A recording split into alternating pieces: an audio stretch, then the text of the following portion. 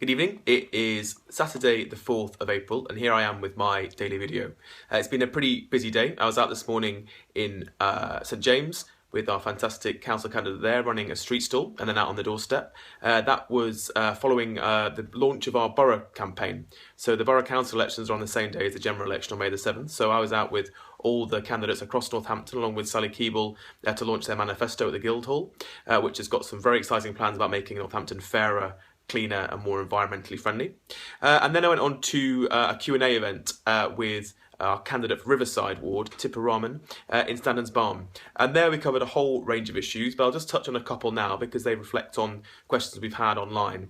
The first is around our National Health Service.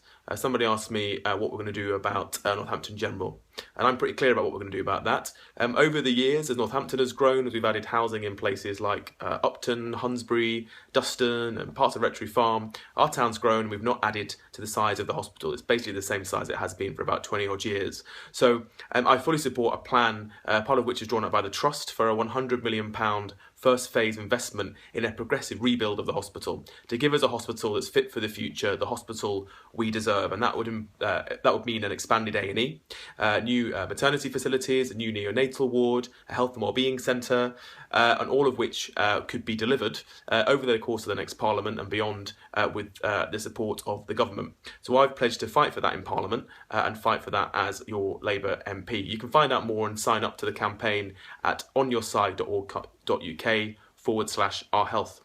I was also asked by Sarah in Rectory Farm about zero-hours contracts. Now, zero-hours contracts have been around for a long time, but not lots of us never referred to them as that. I was on a zero-hours contract when I worked in a bar when I was younger, and quite frankly, the flexibility of that suited me. But for people who work regular hours, who support families or need to get a mortgage or have decent long-term stability in their finances, zero-hours contracts have been abused and their excesses have become amplified under this Tory government.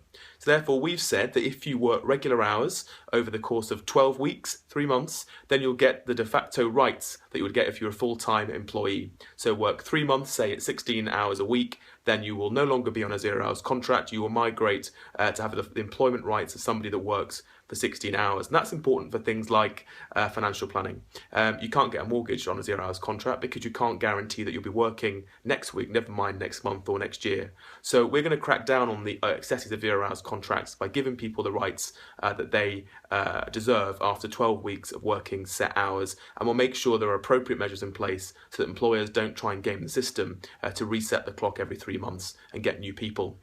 That's really important about part of making people's lives secure, making work pay, and making sure that our local economy is more vibrant and workers are treated with respect and dignity.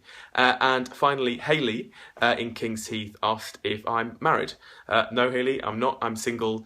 That's probably something I should do something about after May the 7th, regardless of whether or not I win. Anyway, enjoy your Saturday evening, and I will see you all tomorrow. Any questions? Post below.